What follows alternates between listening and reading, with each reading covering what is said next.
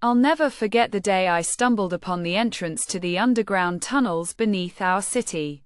It was an ordinary Tuesday evening, and I was exploring the older part of town, searching for a new spot to grab a coffee. As I turned a corner, I noticed a small, rusty door hidden behind a dumpster. The door was slightly ajar, and my curiosity got the better of me. I pushed it open and found myself at the top of a steep, narrow stairway that descended into darkness. The air that wafted up was damp and musty, filled with the scent of decay. I fumbled for my phone to use as a flashlight and began my descent.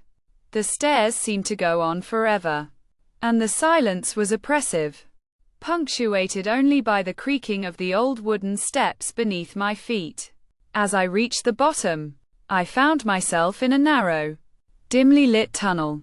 The walls were made of cold, gray concrete, and the air was thick with the smell of mold. I could hear the distant sound of dripping water and the faint hum of the city above.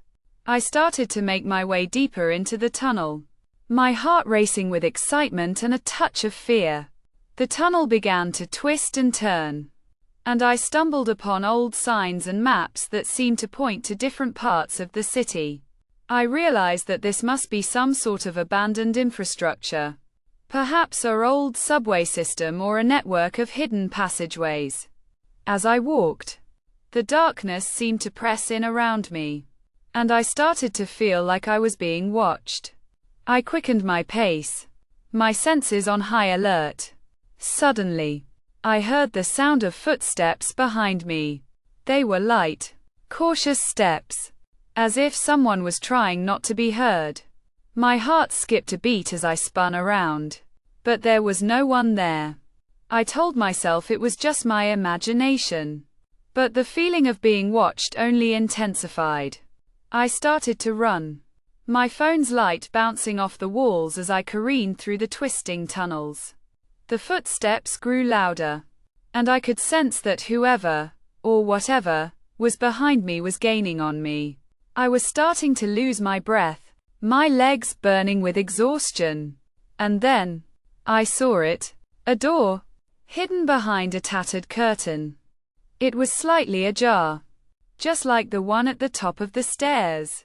I burst through it, slamming it shut behind me and leaning against it to catch my breath. I found myself in a small, cramped room filled with old computer equipment and dusty files. And then, I saw the logs.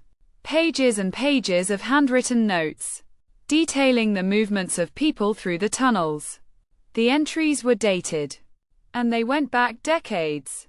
I realized, with a jolt of horror, that I was not alone in the tunnels. There were others, watching, waiting. And then, I heard my own name, scribbled in the margin of one of the pages.